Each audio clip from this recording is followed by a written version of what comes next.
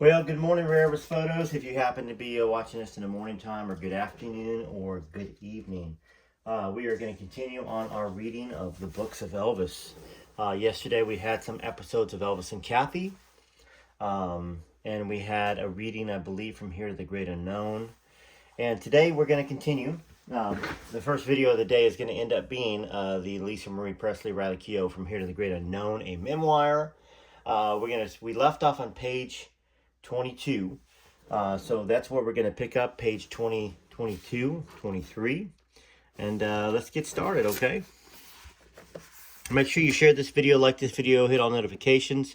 Make sure you visit all the playlists after this video is over. And I want to see how many of y'all make it to the very end. Leave a comment that made it to the end. All right, here we go. Dad and his mother, Gladys, had been so close. But she loved him so much that she drank herself to death worrying about him. She just couldn't bear him being away in the army. He went to Germany and she died because of it. And that left my dad with his demons, self-destructive demons, and he acted out on them. So the interesting part of this here is that Lisa, when he went to Germany, now he was maybe she meant, and this is something Riley should have done. She died while he was here in the States. He didn't go to Germany and then have to return to her deathbed. He was in Texas. So, and left my dad with his demons, self-destructive demons, and he acted out on them. I have everything in me that wants to numb out to and do the same thing. My great-grandmother, Minnie May, was known as Dodger. But if you threw a football or something to her, you'd always dodge it. My great-grandmother, Minnie May, was known as Dodger because if you threw a football or something to her, she'd always dodge it. Dodger was old and always in a rocking chair, watching TV with her snuff pipe in her hand. That sounds country. That is country. That's a country grandma. She came out of her downstairs room maybe once or twice a day. My dad got me a horse. I don't think it was for any kind of special occasion. He was leading me through Graceland on that pony, right through the house. Everyone was excited, making a commotion, and Dodger was shouting, "What the hell is going on there?" And right at that moment, the horse stopped and decided to relieve himself right outside of Dodger's room. It was pretty rare that she would get out of her chair, but she could do it, and she started to get up to find out what happened in the hallway. My dad panicked.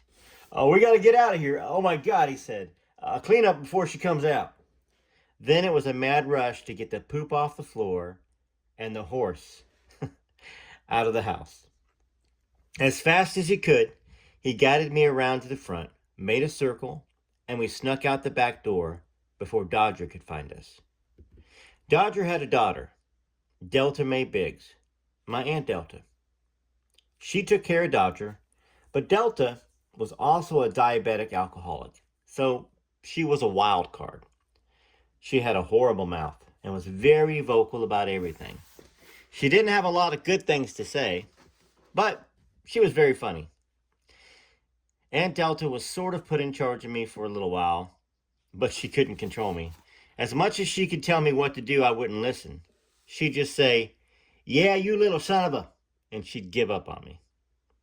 Aunt Delta always said my cousin Patsy, well, she was really a double first cousin, was actually my surrogate mom. One day, my Aunt Delta and Patsy were having an altercation in the kitchen, and Delta pulled out "I'll cut the guts out," Delta said. Patsy said, "Well, GD, get over here and do it." But Delta wasn't really going to do it. That's just how they talk to each other. Yeah, you know what? And we're seeing here some stuff we didn't know from the background. It was a country household. I mean, we heard about Elvis and stuff and Gladys having chickens and stuff like that in the house. Well, according to Lisa, we got some very country stuff going on. Snuff pipes and lots of fighting in the house between the grandma and the cousins and all of this. Okay, so my dad had given Delta his Pomeranian, Edmund. He was like her watchdog, became her protector. If you came anywhere near her room, that dog would start barking, growling, and going crazy. You could hear her cursing for him to shut up from behind the door. She'd get in her bathrobe and take him out several times a day, clutched in her right arm. Can y'all picture that? She's in her bathrobe, dog clutched in her right arm. Later, once the tours started coming through, she would still walk through the house in her bathrobe carrying Edmund, run into the visitors and say, "What the heck are you looking at, you son of a bitch?" Throw up her middle finger at them and keep cursing under her breath as she got the dog outside. One time a tourist said, "Aren't you Aunt Delta?" And Delta said, "Oh, heck no, she died." Delta knew how much I loved Elton John. One Christmas, she got me one of his records. Some of his records. My dad watched me open the gift and said, "That's nice," and went off through the swinging doors that led to the dining room and the kitchen. I found out later that in the kitchen he said to Aunt Delta, "Why'd you get her those records? Who the heck's this son of a bitch that she's wanting to hear?" "Well, she likes them," said Delta. Soon after, before one of his shows, my dad met Elton John backstage. He needed to meet this person whose records I was listening to. Elton and I have giggled about it ever since.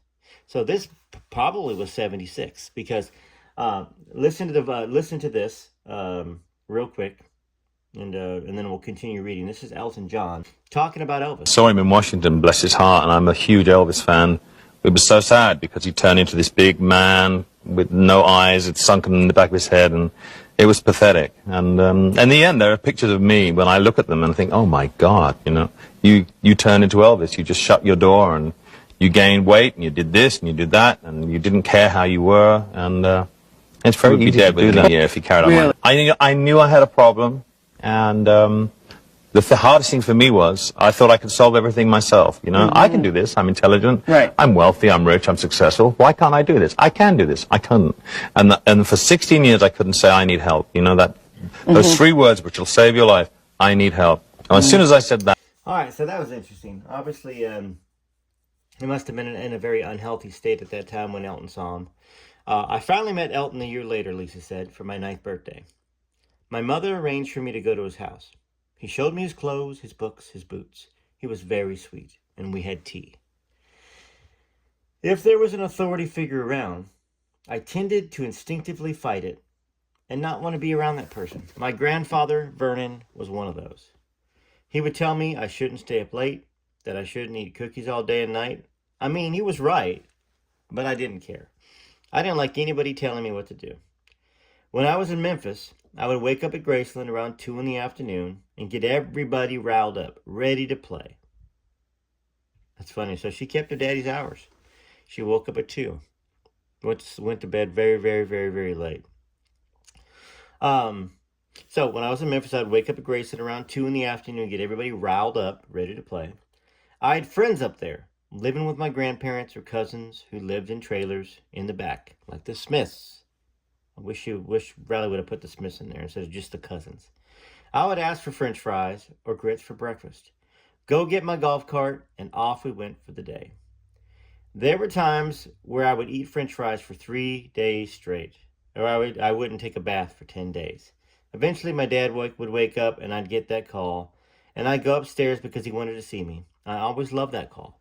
I'd go hang out with him in his room. He didn't really leave very often. There were enough people up there and enough going on that there was never a moment of boredom. I would just sit up there, and he'd talk to me and ask what I was doing while he watched one of his 17 televisions or listened to records.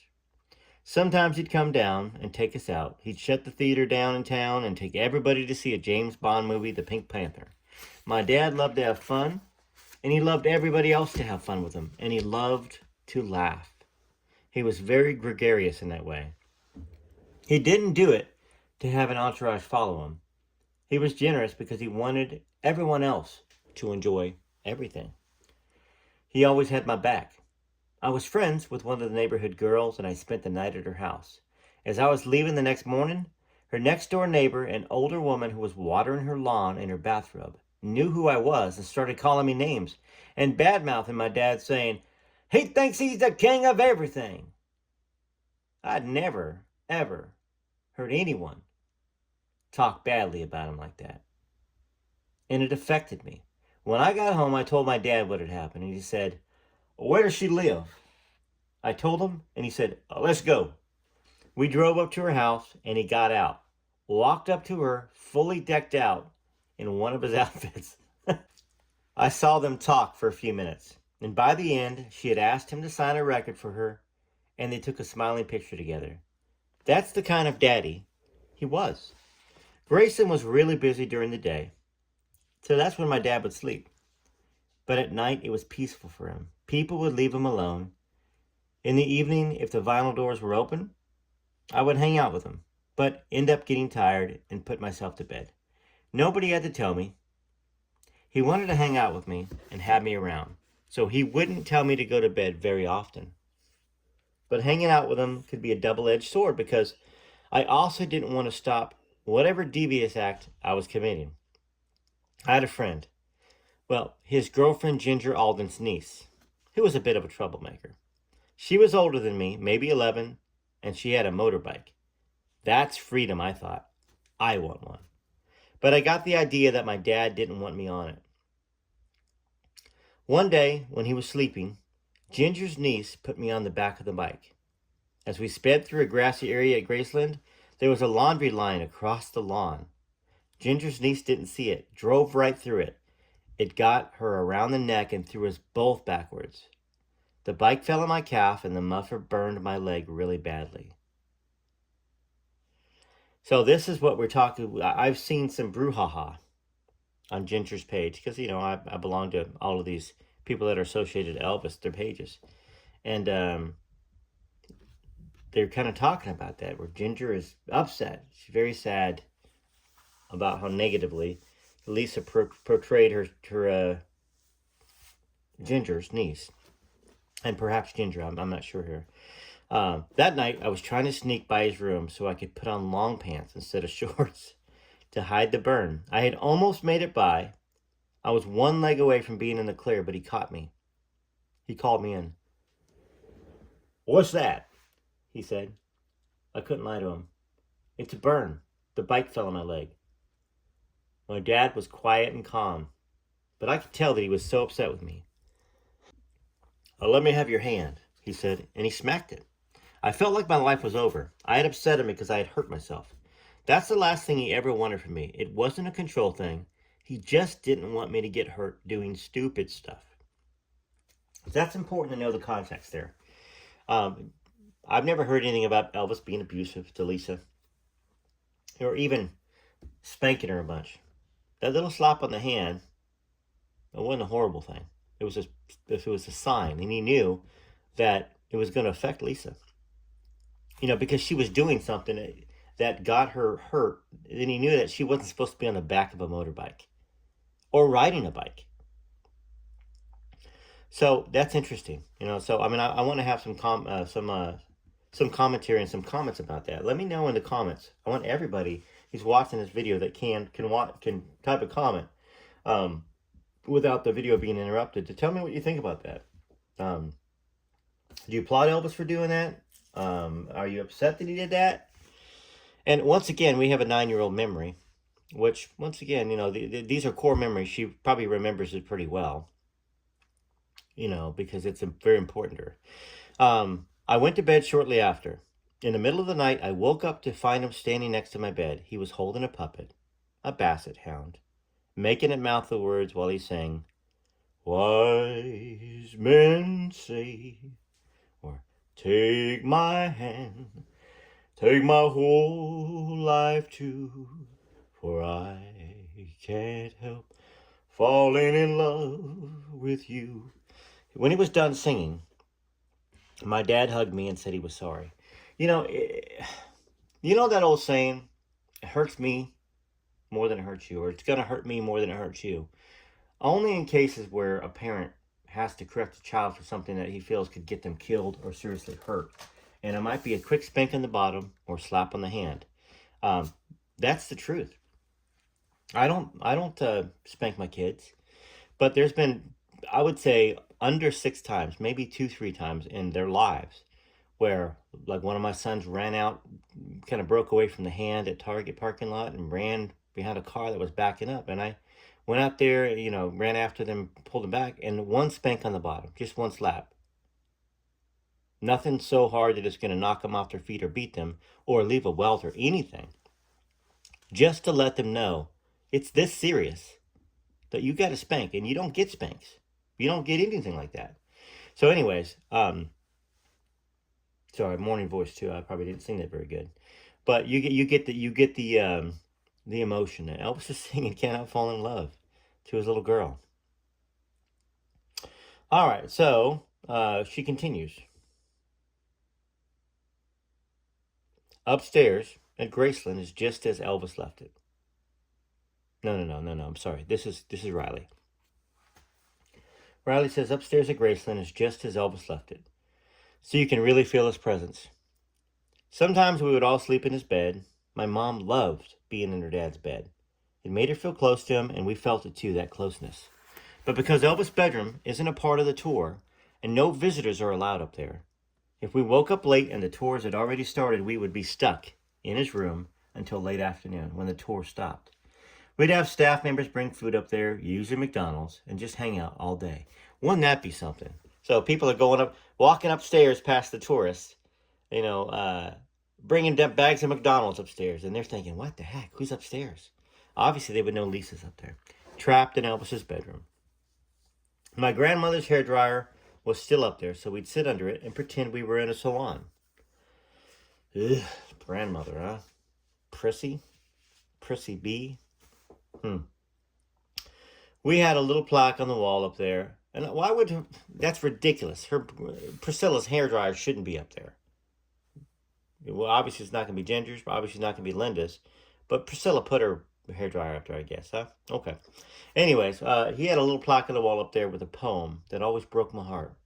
It's titled, Why God Made Little Girl.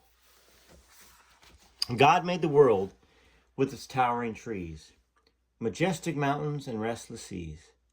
Then paused and said it needs one more thing. Someone to laugh and dance and sing. You know what? I'm going to do this like Elvis. God made the world with its towering trees, majestic mountains and restless seas. Then paused and said it needs one more thing. Someone to laugh and dance and sing. To walk in the woods and gather flowers. To commune with nature in the quiet hours.